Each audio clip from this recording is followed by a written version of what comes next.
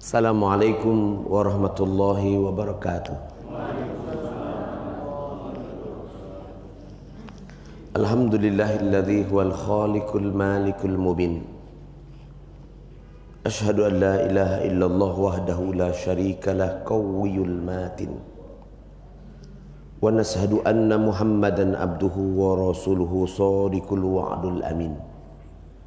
Allahumma salli wa sallim wa ala alihi wa ashabatihi wa man tabi'ahum bi ihsani ila yaumiddin.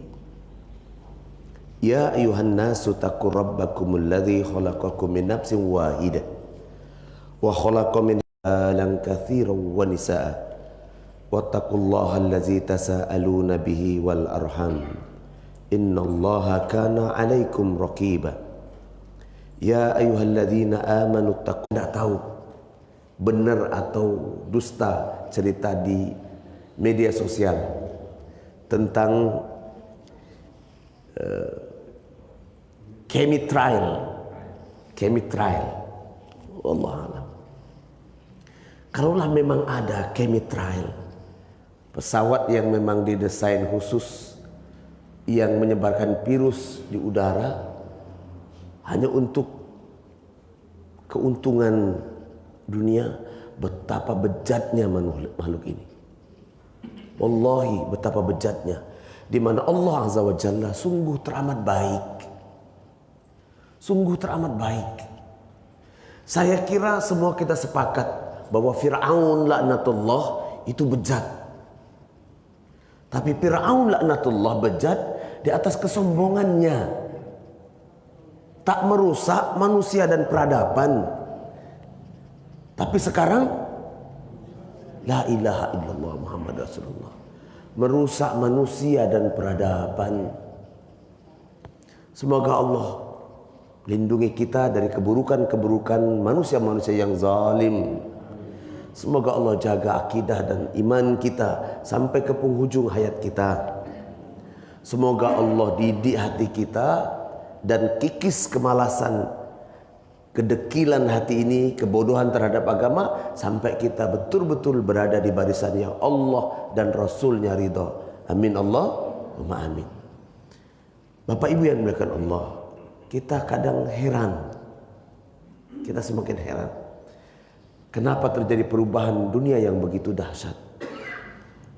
Tapi juga dalil mengatakan ilmu yang diajarkan oleh baginda Rasulullah SAW mengajarkan jangan heran, karena memang inilah fitnah akhir zaman. Fitnah akhir zaman. Hal yang dulu tabu, tak pantas kita bicarakan, hari ini menjadi sesuatu yang mudah dibicarakan. Dulu kalau ada orang bercerita tentang anak gadis hamil, itu bagaikan petir di siang bolong. Malu kita, Pak. Malu. Kita akan sembunyikan aib itu. Boleh jadi itu dari keluarga atau dari kenalan. Kita malu. Tapi hari ini, Allah Ustaz, sudah zamannya. Zamannya apa? Kemaksiatan yang dulu kita tabu membicarakannya, hari ini menjadi sesuatu yang biasa. Keburukan yang dulu kita malu untuk membahasnya, sekarang sesuatu yang menjadi konsumsi publik, bahkan dimuat di infotainment. Apa diantaranya? Jeruk makan jeruk, ya kan Pak? Kalau ada yang kayak begitu, jeruk makan jeruk dulu nggak ada.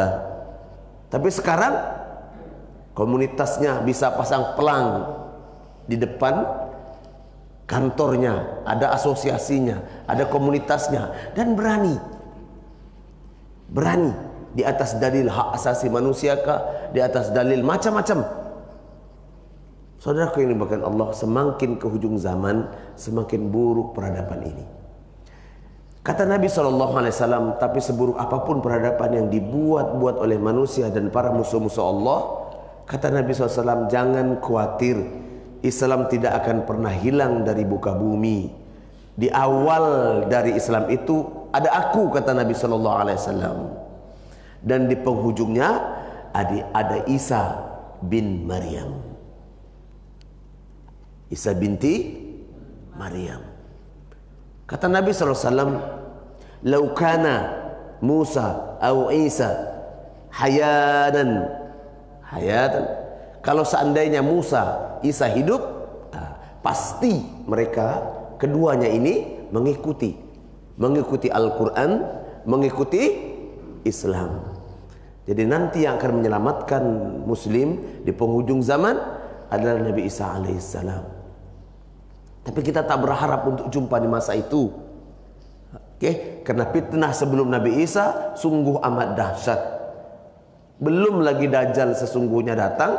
Dajjal kecil ini aja dah merusak akidah kita. Dajjal kecil enggak nih? Dajjal kecil atau tidak? Dajjal kecil. Mau terbang? Mau ke Jakarta? Kalau enggak ada ini, enggak bisa terbang. Itu Dajjal kecil. Terutama ASN. Itu Dajjal kecil juga. Guru, saya baru ngisi pelatihan ke Bengkalis minggu lalu. Ustadz, apa hukumnya? Apa ibu dan bapak? Didatangi kami sedang hajar. Bawa polisi, bawa tentara. Cucuk di situ. Allah, saya senyum aja, saya tidak komen. Itu kebijakan. Allah, ini direkamnya.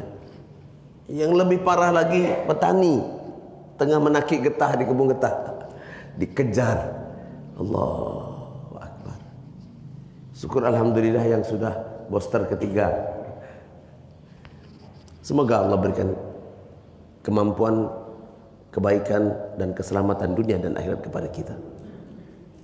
Saudara yang dimuliakan Allah, kita telah bahas mimpi-mimpi indah kita di atas peradaban Islam.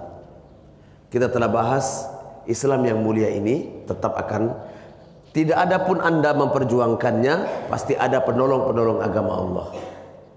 Tidak pun ada sekelompok manusia memperjuangkannya, Allah telah jamin ini seperti mana Allah jamin Al-Quran.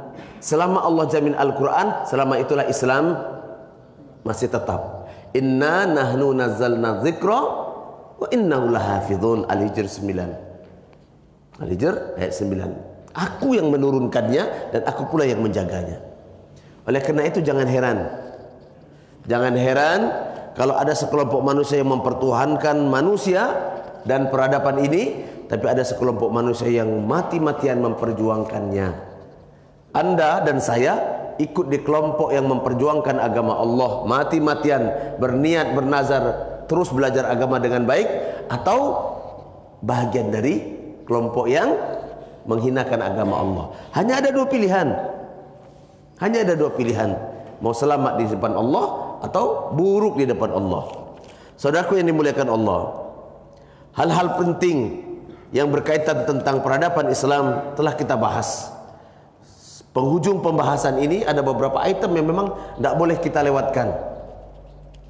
Untuk apa? Untuk inqadun, penyelamatan.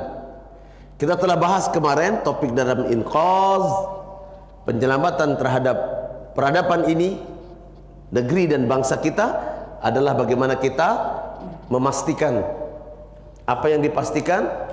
Untuk mencapai sebuah peradaban itu wajib 3 hal dijalankan seperti mana Nabi SAW menjalankan. Apa 3 hal? Pertama, siasah politik. Yang kedua, muamalah. Jadi siasah dan muamalah ini seperti dua bahu kita, sejajar, seiring, sejalan. Enggak boleh satu kuat, muamalah rendah, tak boleh. Saya selalu mengulang, ketahuilah akhi, Anda berkuasa, Anda jadi bupati, jadi gubernur, bahkan jadi presiden, kekuasaan di tangan Anda, tapi ekonomi tidak punya, sama juga bohong. Ya kan? Kekuasaan ada, ekonominya dari cukong, muamalahnya dari cukong, maka penguasa ini didikte bagaikan kerbau dicucuk hidungnya. Sebaliknya, Kita agnia, para dermawan, punya kekuasaan, punya keuangan, punya finansial, ekonomi kita kuasai, tapi tampuk kepemimpinan tidak, maka juga tidak bisa dijalankan.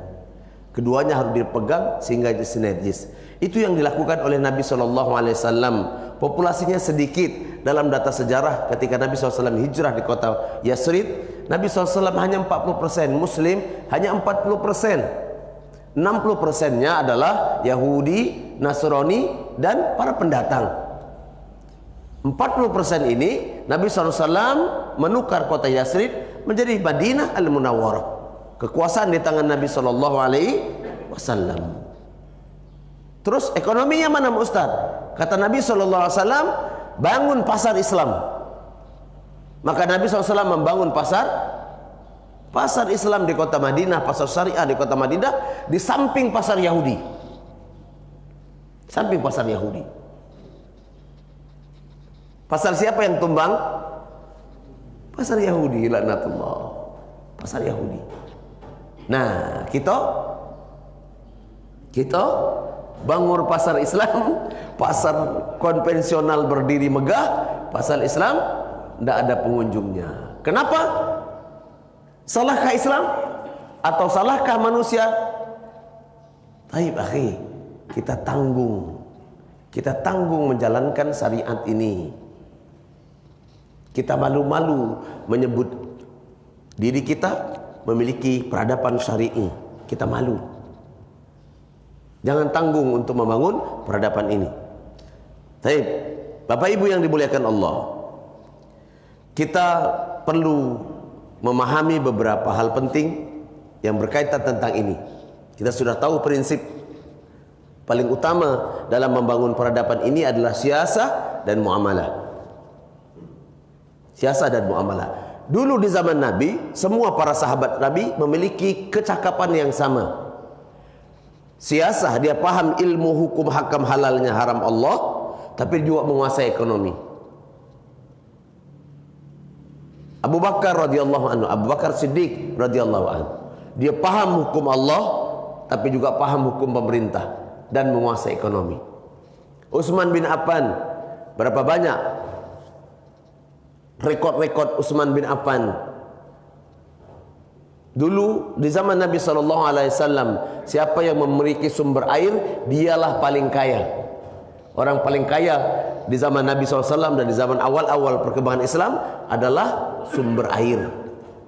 Nah, Utsman bin Affan membeli sumur, beberapa sumur, ya, di antaranya milik Yahudi. Ingat kasusnya cerita?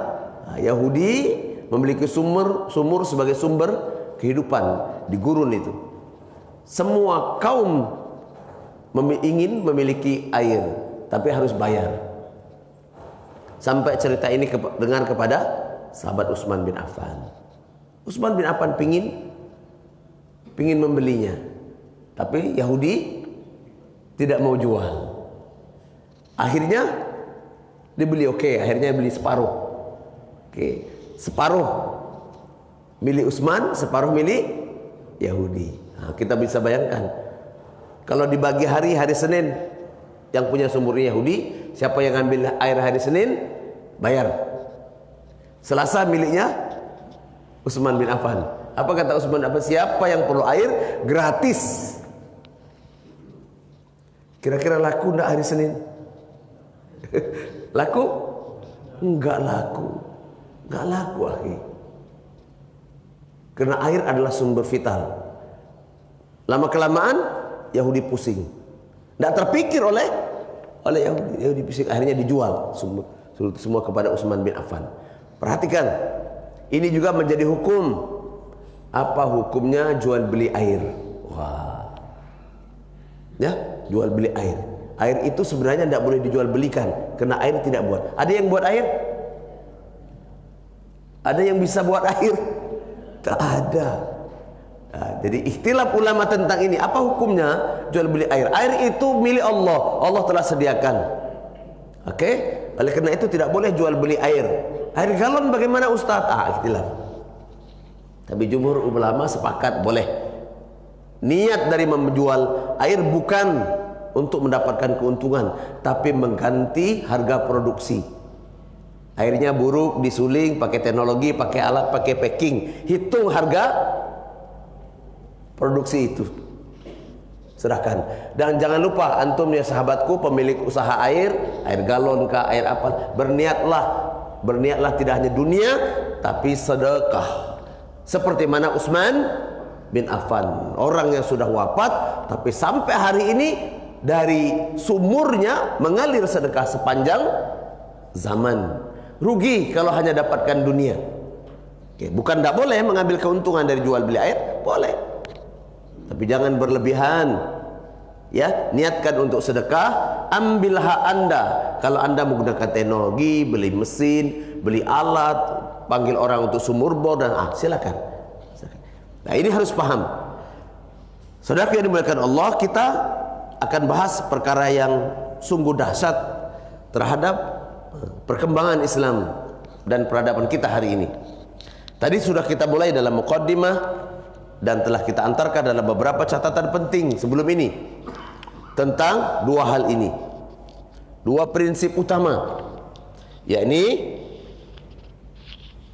bagaimana membangun peradaban Islam, apa urgensinya, apa kepentingannya, kenapa harus dibangun peradaban Islam, apa pentingnya, kenapa kita bahas? Kita bahas itu untuk satu tujuan.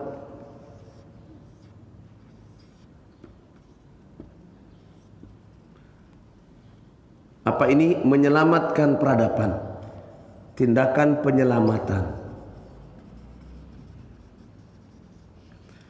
Apa yang diselamatkan dari hal-hal yang buruk?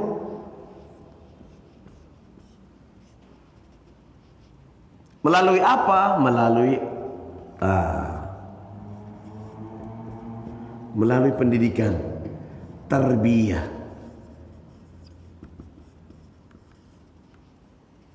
Metodenya apa Ustaz? Metodenya itu at-tilawah. Apalagi at-tazkiyah. Apalagi sampai kita paham dan mengerti tentang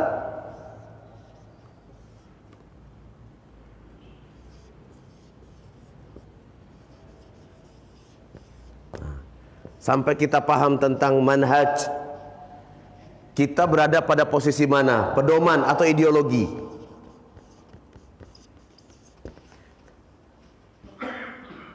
Tazkiyah ini apa Ustaz? Tazkiyah ini, tazkiyah mensucikan diri. Bagaimana kita membersihkan diri kita, mensucikan diri atau membersihkan diri. Nah, ini metodologi yang dibutuhkan. Sekarang kita akan bahas apa substansi tarbiyah. Yang dimaksud tarbiyah itu apa Ustaz? Secara istilah, secara bahasa, makna pertamanya adalah al-islah. Islah. Islah ini apa? Memperbaiki.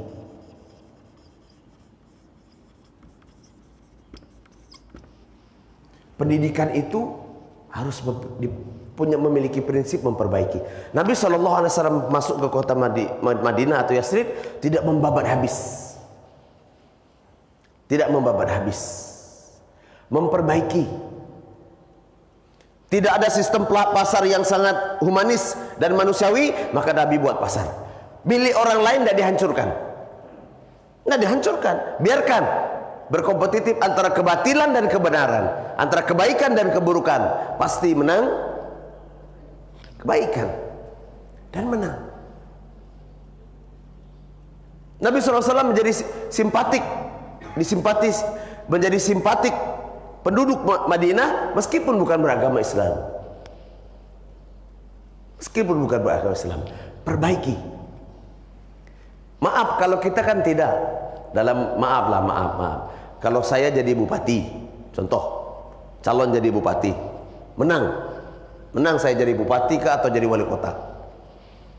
Kira-kira menurut tuan-tuan, bapak hadirin yang dimuliakan Allah, kira-kira program orang sebelumnya. Mau saya lanjutkan atau saya ganti? Jujur.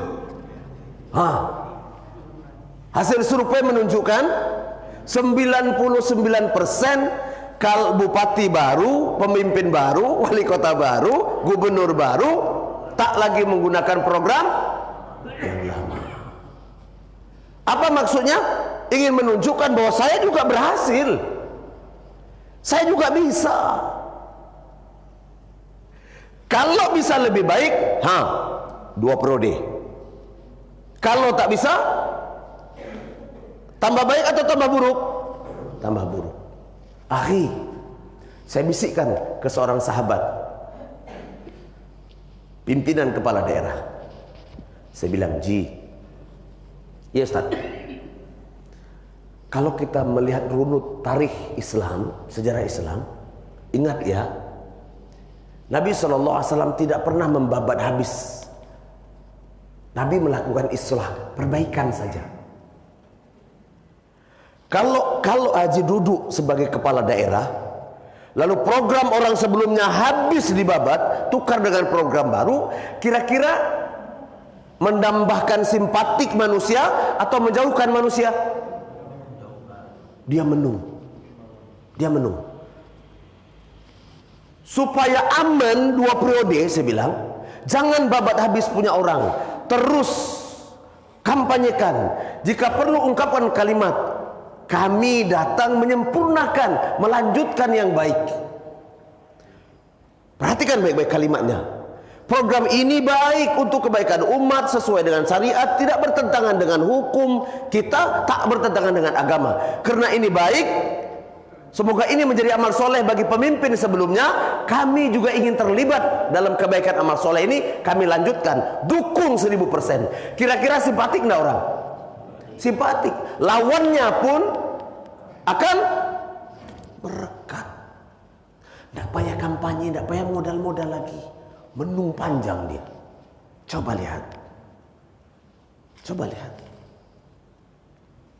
Maka coba lihat dalam catatan kita di 12 atau 13 kota kabupaten. Tengok. Oh, dulu zamannya ini. Bukan main, ini kabupaten. Jadi contoh teladan. Zamannya ini terbenam. Kenapa kena ikut tarian? Kenapa tidak paham?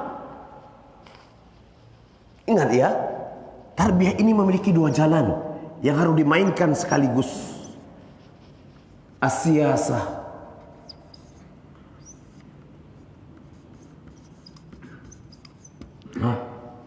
yang ini muamalah, ekonomi. Tak mungkin bisa jalan 2 hal ini, siasahnya, kalau tidak ada tarbiyah, tidak dididik. Paham? Menunjukkan keakuan dan kesombongan kita bukan kebaikan. Bukankah banyak yang hancur karena keakuan kita? Iblis hancur karena kesombongannya. Qarun, Fir'aun, Haman hancur. Namrud hancur karena kesombongannya. Anak cucu dan turunan pengikut Nabi Nuh hancur dengan kesombongannya. Banyak sekali hancur dengan kesombongannya. Hatta sampai Hitler hancur dengan kesombongannya. Apa kurangnya? Zaman peradaban itu tidak ada yang memiliki teknologi yang high-tech ketika itu. Jerman melalui tangan Hitler telah memiliki. Apakah bertahan lama? Hancur. Jadi cara yang paling terpenting adalah mentarbiyah diri kita, memperbaiki diri kita dengan islah.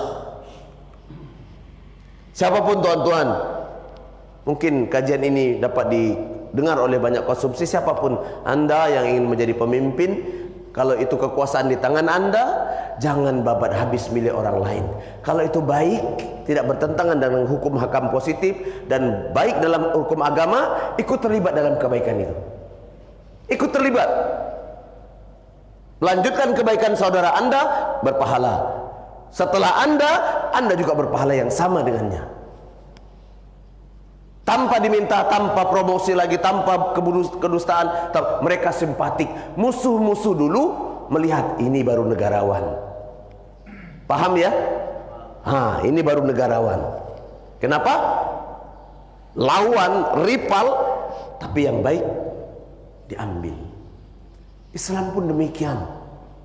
Ada perkara-perkara yang baik di zaman jahiliyah yang Nabi masih kekalkan dan anjurkan. Apa di antaranya? Berbakti kepada orang tua. Apa di antaranya? Menghormati tamu. Itu menghormati tamu kebiasaan jahiliyah. Tapi itu baik. Itu baik. Yang kedua, at-tahzib.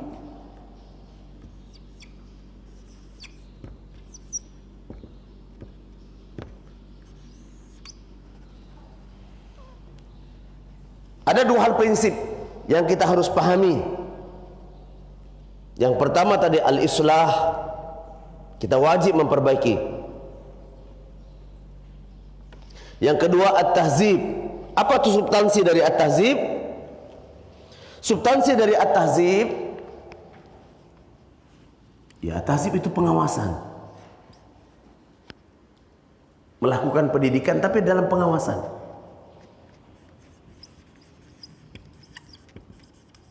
Ada pengawasan. Nabi SAW, ini contoh ya, contoh. Setelah dibangun pasar, siapa kira-kira jadi pengawas pasar? Dalam riwayat yang menjadi pengawas pasar itu seorang perempuan. Perempuan Pak jadi pengawas pasar. Pengawas ekonomi. Orang yang amanah, jujur. Kita lucu Pak, maaflah. Entah bagaimana negeri yang besar ini. Tuan-tuan kalau pergi ke Malaysia, pergi ke pasar-pasar di Malaysia, maaf, saya bandingkan sajalah Malaysia. Tuh. Mau masuk pasar itu ada tabel harga. Gula berapa 1 kilo ya, garam, semuanya. Beras berapa 1 kilo. Berlebih saja 10 sen, 20 sen, itu bisa masalah. Itu bisa masalah. Nah, pasar antum, pasar 50, jengkol bisa harganya lebih mahal dibanding daging.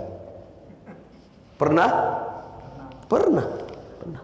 Tidak ada pengawasan, tidak ada perbaikan. Saudaraku yang dimuliakan Allah, ini hal penting yang harus kita pahami sebagai dasar dari ini. Ini dilakukan untuk memastikan syariat Islam itu berjalan dengan baik. Syariatullah. Ini dilakukan agar syariat itu berjalan dengan baik. Kita masih ingat? Kita masih ingat hal penting.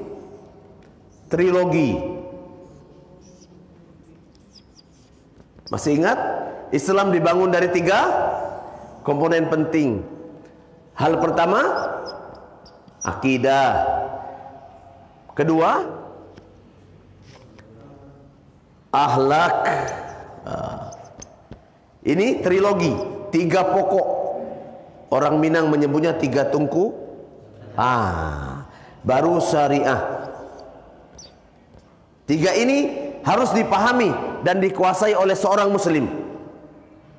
Harus dikuasai oleh seorang muslim. 3 hal prinsip ini harus sudah tuntas. Akidahnya harus sudah jelas. Akhlaknya harus sudah jelas. Adab. Banyak pun ilmu, tak berakhlak tak ada gunanya. Berakhlak baik, tak berilmu, oke?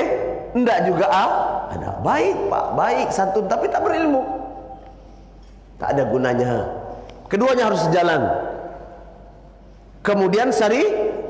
Syariah ini apa? Hukumnya Allah. Kalau 3 ini ada dalam sebuah komunitas dan menjalankannya dengan baik, negeri itu akan aman, negeri itu akan menjadi peradaban yang tinggi. Tapi kalau tidak diperhatikan urusan ini, Allah akan datang azab. Anda perhatikan akhlak, oke? Anda junjung tinggi syariat, tapi akidah tidak dipedulikan. Hancur. Hancur akidah kalau tidak dipedulikan. Allah murka. Allah murka. Atau sebaliknya, akhlak baik seperti Jepang. Adabnya baik nggak? Baik adab. Satu ketika saya belajar di Kagoshima untuk sebuah program. Saya masuk ke sebuah halaman sekolah, karena saya ketika itu kepala sekolah. Saya masuk ke sekolah, dibawa oleh guide, dan dia katakan ini ada kepala sekolah dari Indonesia. Tengah main bisbol, Pak. Tengah main bisbol. Satu lapangan main bisbol. Semuanya menuju ke arah kami dan memberikan penghormatan. Apa katanya? Konbanwa gocho sensei. Tunduk. Tidak diangkat kepalanya sampai kita jawab. Sampai kita menjawab. Itu adab.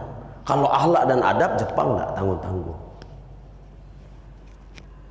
Tidak tanggung-tanggung. Murid kita, ada Pak Guru? Halo Pak Guru. Kalau dulu zaman kita berpapasan dengan murid, Bu, guru berpapasan dengan kita, berpapasan itu Bu Guru, itu Pak Guru. Kalau ada simpang kita akan cari simpang. Malu, segan, berlari. Kalau ada kebun getah ke kebun, kalau ada rumah orang pura-pura malu berpapasan dengan ibu dan bapak guru. Nah murid sekarang lay rokok Pak, lay rokok Pak, la ilaha illallah. Maaf ya kawan, maaf.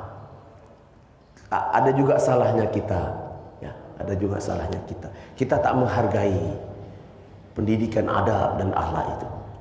Kita tak menghargai. Ini hal penting sahabatku yang kita tinggalkan. Dengarkan perkataan menarik yang disampaikan oleh Syekh Al-Fadil Jalaluddin Fadlur Rahman Al-Jalaluddin. Kata Syekh Fadil Jarrul Rahman Al-Jalaluddin, tarbiyah al-Islam itu dibangun di antara 3 komponen penting. Pertama, istislamu lillah bitauhid. Jadi makna definisi tarbiyah dalam Islam itu adalah istislam lillah bitauhid, berserah diri kepada Allah dengan mentauhidkannya. Jadi Islam akan terbangun dengan 3 hal penting. Jadi proses tazkiyah dan tilawah tidak hanya baca Quran saja, tapi tadabbur di dalamnya. Ini dibangun dengan 3 komponen penting. Istislam, istislamillah bitauhid. Apa maknanya? Maknanya istislamillah bitauhid,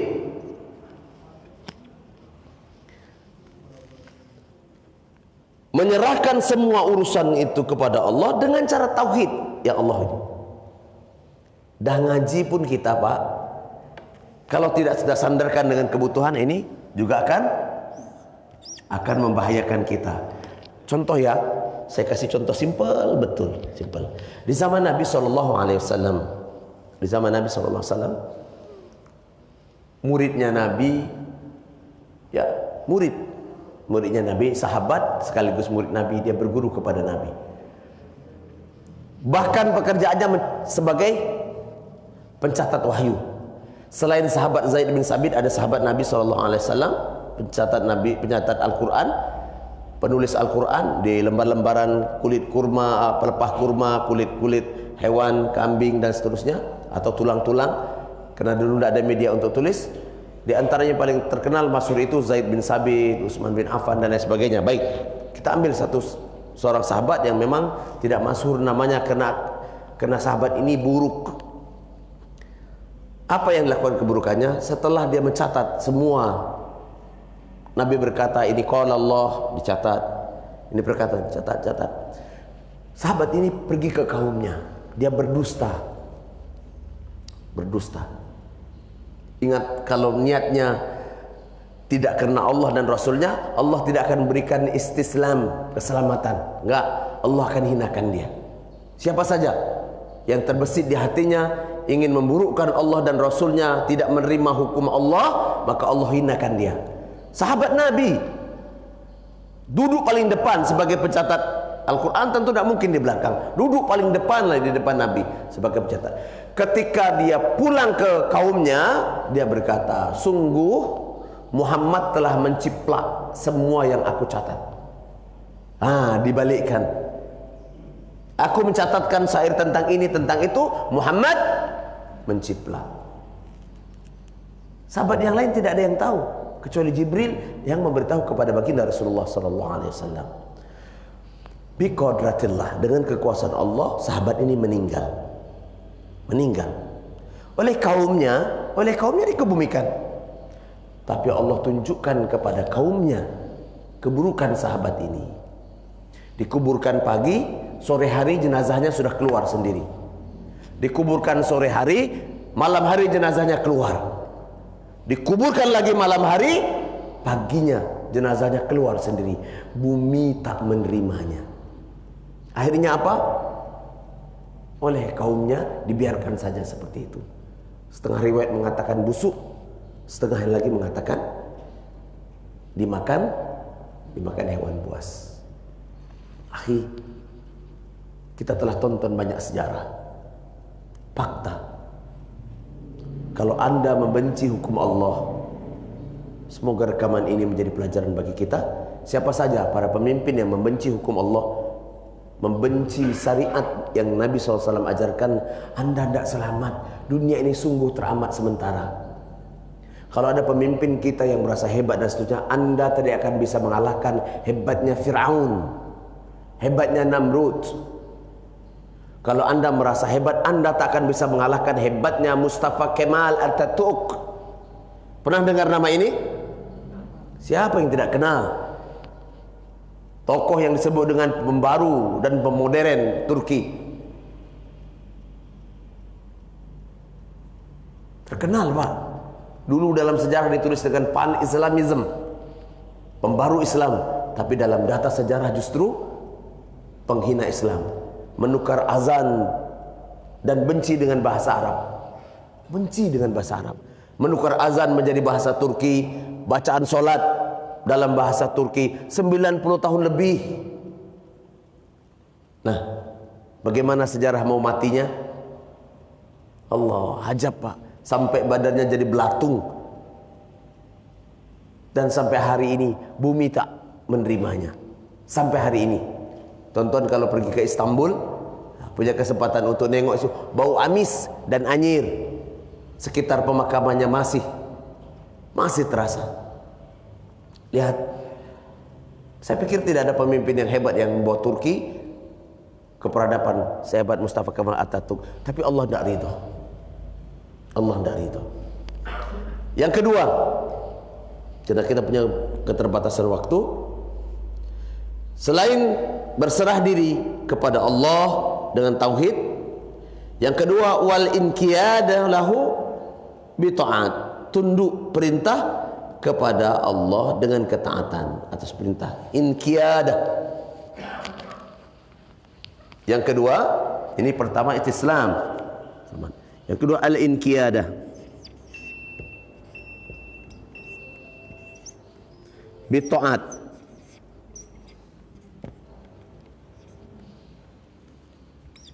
Ini tunduk. Tunduk kepada Allah, apa? Tunduk kepada Allah dan Rasulnya. Allah tidak minta banyak. Mau jadi apa tuan-tuan silakan, tapi tunduk kepada Allah dan Rasulnya. Kalau anda muslim dan telah berikrar diri sebagai muslim, wajib tunduk kepada Allah dan Rasulnya. Kalau anda menyimpang, laknat dan kehinaan yang Allah berikan. Tapi kalau bukan itu muslim, tidak masalah. Tidak masalah. Jepang bukan negeri muslim, nggak apa-apa kalau ada kemaksiatan, ada keburukan, ada penyimpangan akidah. Allah tidak akan hinakan negeri itu, Allah tidak datangkan bala. Tapi coba negeri-negeri kaum muslimin, Di mana syariat Allah datang, Anda tahu itu perkara kebatilan dan kesyirikan, tapi Anda kemas dalam bentuk kebudayaan, kan Allah akan datangkan azab, laknat. Bukankah kita tengah belajar sampai hari ini kita masih lihat betapa sengsaranya sahabat-sahabat dan kaum muslimin serta saudara kita di Palu, masih ada yang tinggal di penampungan sampai hari ini. Masih ada. Kenapa Allah blender negeri itu? Karena itu negeri muslim. Kenapa Allah kirim tsunami Aceh yang begitu dahsyat? Karena itu negeri muslim. Kenapa Allah tidak? Berapalah jauh Palu dengan Bali? Kenapa? Karena Bali mayoritasnya bukan muslim. Allah tahu. Nah, negeri muslim, dan Anda, saya muslim, berhati-hati. Saya kasih contoh, ini hal menarik sahabatku. Orang yang jumpa dengan Rasul dan berguru dengan Rasul saja belum tentu selamat, apalagi kita. Saya, tuan-tuan, siapa guru kita? Nah, sahabat Nabi berguru dengan Nabi. Ada sahabat Nabi Ubaidillah ibn Jahsi. Saya kasih contoh, ada sahabat Nabi Ubaidillah bin Jahsi. Ubaidillah.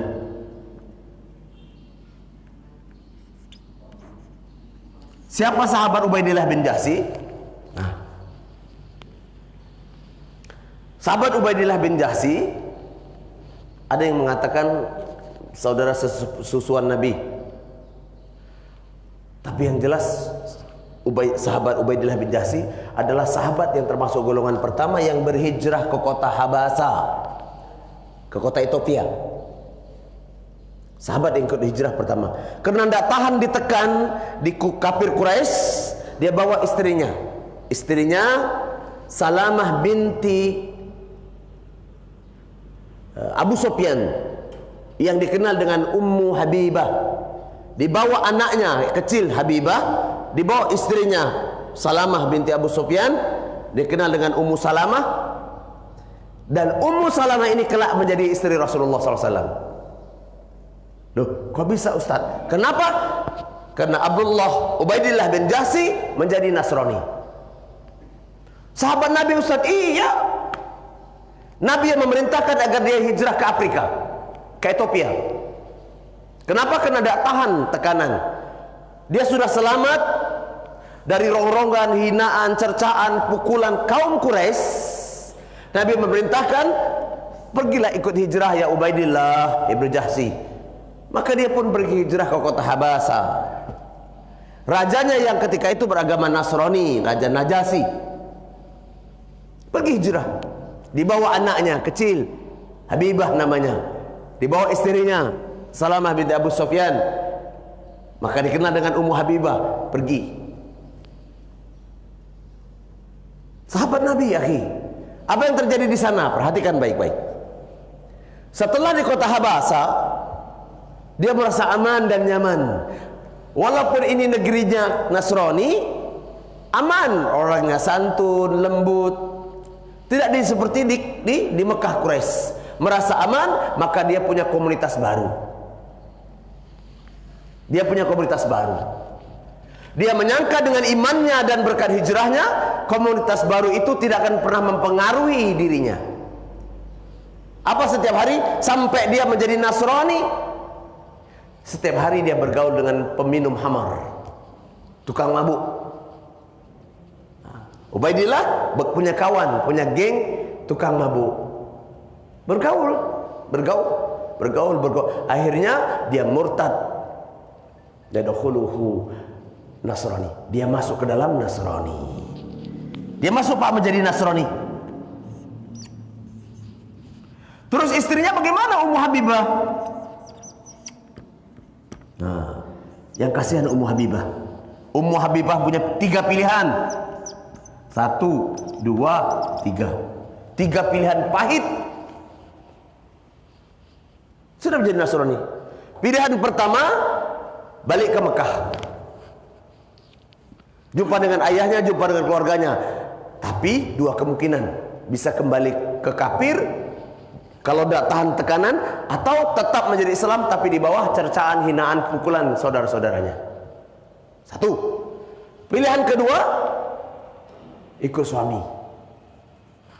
Ikut suami, menjadi Kristen. Kan tidak apa-apa Pak Ustadz. Mentaati suami itu kan wajib. Wajib kan? Wajib. Kalau suami Anda muslim, kalau kafir, bas, habis. Ini kadang ibu-ibu, maaflah, perempuan, hati-hati juga nih. Ya, yang punya suami mu'alaf, tiba-tiba diajak balik ke agamanya, dah, habislah. Hati-hati. Pilihan kedua. Atau pilihan ketiga, tetap menjadi muslim, tinggal di kota Habasa, di mana suaminya telah menceraikan, dia tidak punya apa-apa, tidak punya pekerjaan, tidak punya penghasilan, punya baby. Kayak apa beratnya? Mana yang diambil oleh Ummu Habibah? Diambil pilihan ketiga, tetap di kota Habasa, ikut dengan kaum muslimin, tapi dia tak punya penghasilan, hanya berserah kepada Allah.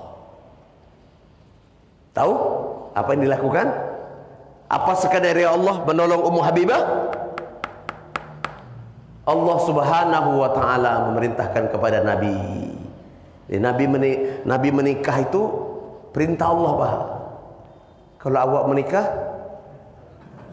halo. Ini masalah tergantung niat nih. Tanyalah masing-masing. Tanya masing-masing. Nabi sampai 9 istrinya, Allah yang memerintahkan. Kita kalau nunggu perintah Allah, tidak berlaki-laki, tidak berbini-bini kita. Taib. Apa yang terjadi? Nabi SAW meminta kepada temannya Raja Najasyi, agar melamarkan Ummu Habibah. Wakilkan aku, nikahkan. Aku wakilkan oleh engkau wahai sahabatku Raja Najasyi, nikahkan diriku kepada Ummu Habibah dengan uang mahar 400 dinar. 1 dinar berapa? 4.500.000 kali 400. 4.500.000 kali berapa nih? 4,5 miliar. Ya. 4.500.000 kali 4,5 miliar kan? Bu, pernah dengar mahar pernikahan 4,5 miliar? Ibu, baru? Baru ini. Bu, punya anak, punya cucu, jangan seperangkat alat sholat. Siapa yang ngajari mahar itu seperangkat alat sholat?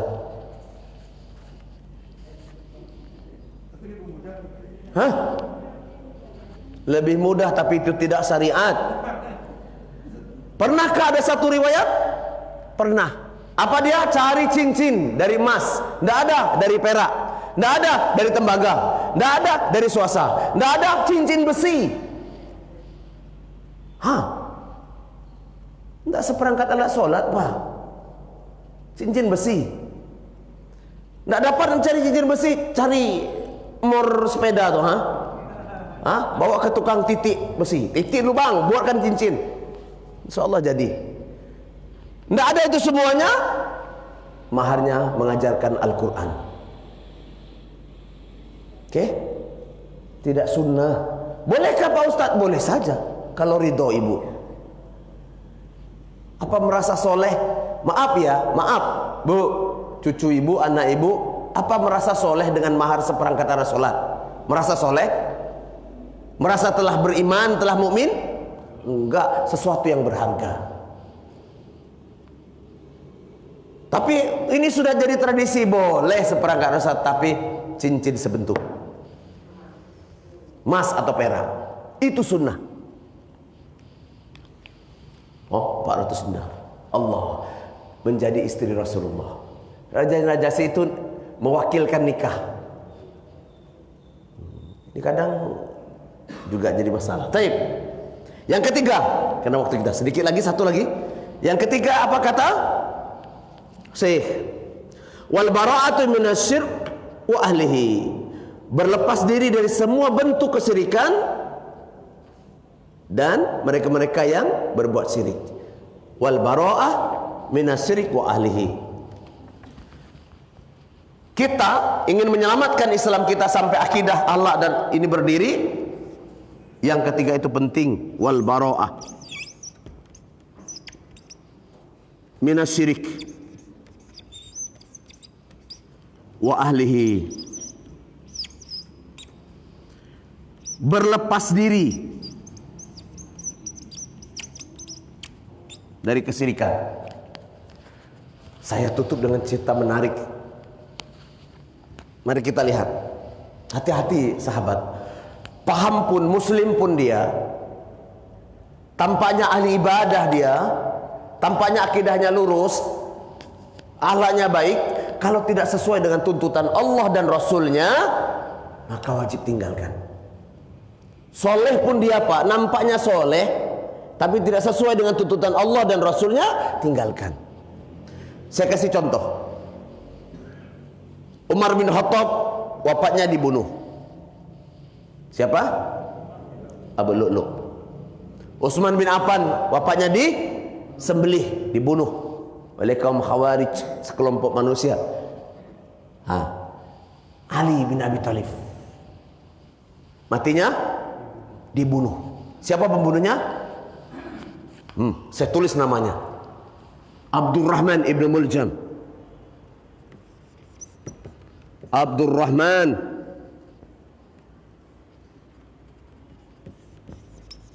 ibn Muljam. Perhatikan Pak. Siapa Abdurrahman ibn Muljam? Hafiz, penghafal Quran, ahli hadis, menghafal hadis, alim, pintar, ahli ibadah, ahli puasa, ibadahnya tidak tanggung-tanggung, tidak tanggung-tanggung.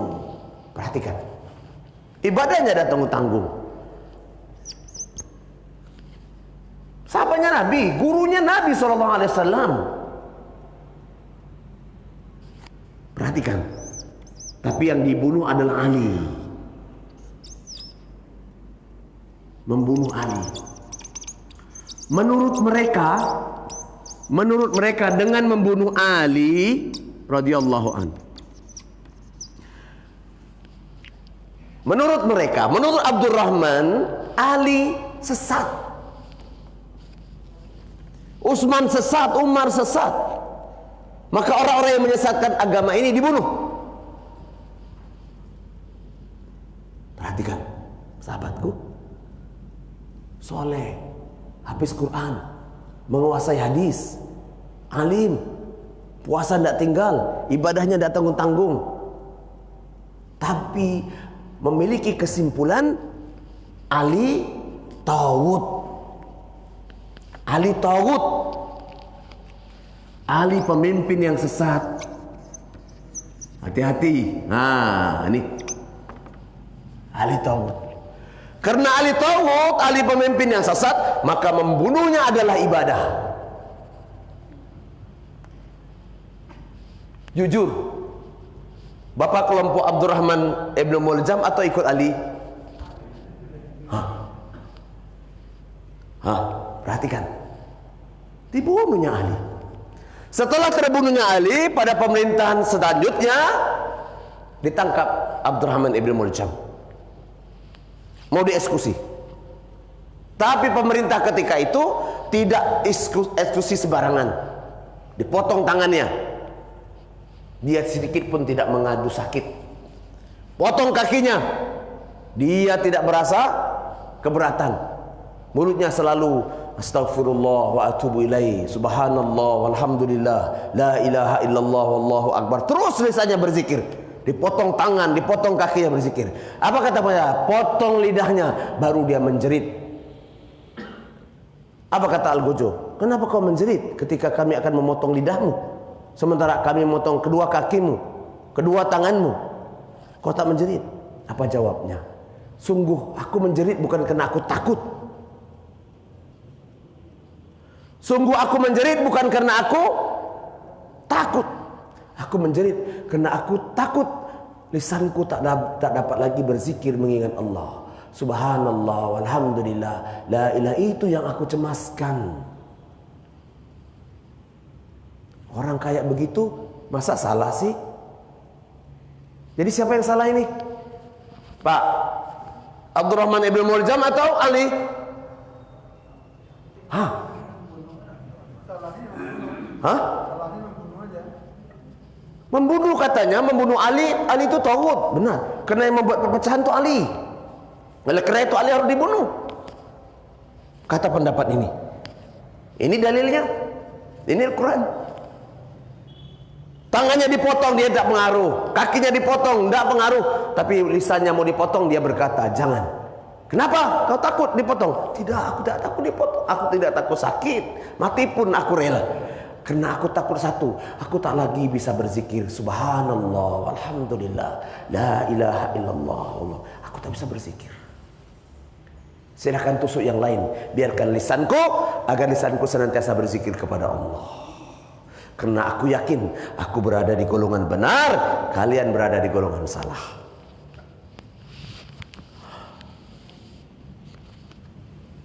Saya ingin bawa kasus ini dengan kondisi sekarang. Semua merasa benar, iya kan? Iya. Semua golongan merasa benar sehingga memburuk-burukkan dan menyalahkan golongan orang lain. Berhenti membenarkan firqah Anda, kembali kepada Allah dan Rasulnya, meskipun itu pahit. Kalau tak belajar, maka kita tak akan jumpa, tak tahu dan tak bisa membedakan. Itu barangkali sebagai mukadimah, karena ini hari aktif Kamis. Semoga bermanfaat. Mohon maaf yang sedang dalamnya. Insya Allah kita akan lanjutkan makna tilawah dan tazkiyah, serta bagaimana kita belajar tentang ideologi, tentang manhaj. Ini sesi penghujung yang mungkin kita akan bahas, insya Allah. Nah, kenapa memburukkan? Betul, terima kasih Pak. Kenapa memburukkan? Karena dia tak mau mentarbiah dirinya, tak mau menggunakan dalil apa yang Allah jelaskan. Dia menggunakan ar-rayu. Bukankah pembicaraan ini telah dibahas antara Umar bin Khattab dengan Abdullah bin Abbas? Apa kata Umar bin Khattab? Ya Abdullah bin Abbas, kaifa tahtalafu 'alal ummah? Kenapa kok ada perbedaan? Ini benar, kelompoknya benar, ini salah. Kata ini kami yang benar, itu yang salah. Bukan masalah kita Pak, zaman kita. Zamannya Umar sudah ada. Zamannya Umar bin Khattab sudah ada. Umar bin Khattab tanya kepada Abdullah bin Abbas. Apa jawabnya Abdullah bin Abbas? Satu saja. Ya Amirul Mukminin, wahai Amirul Mukminin, nahnu nazzalna al-Quran wa qiraatihi. Kita ini generasi yang diturunkan Quran. Zaman kita Al-Quran ini, kata Abdullah bin Abbas, kita membacanya, kita memahaminya, kita amalkan. Kita baca, kita pahami, kita amalkan, seperti mana yang Rasul ajarkan. Tapi nanti akan datang satu kaum setelah kita, dia baca Quran seperti kita, dia menghafal Quran seperti kita, dia memahami Al-Quran tidak seperti kita. Dia memahami syariat hadis tidak seperti kita. Dia memahami birra'in, dengan akalnya. Itulah yang menjadikan perbedaan, dan perbedaan itulah yang membuat perpecahan mereka. Kalau merujuk Pak, apa yang dikata Umar, apa yang dikata Abdullah bin Abbas, apa yang dikata Anas bin Malik, sama. Sama. Tapi kalau sudah merujuk akal, pasti berbeda. Itu kuncinya. Terima kasih, semoga bermanfaat.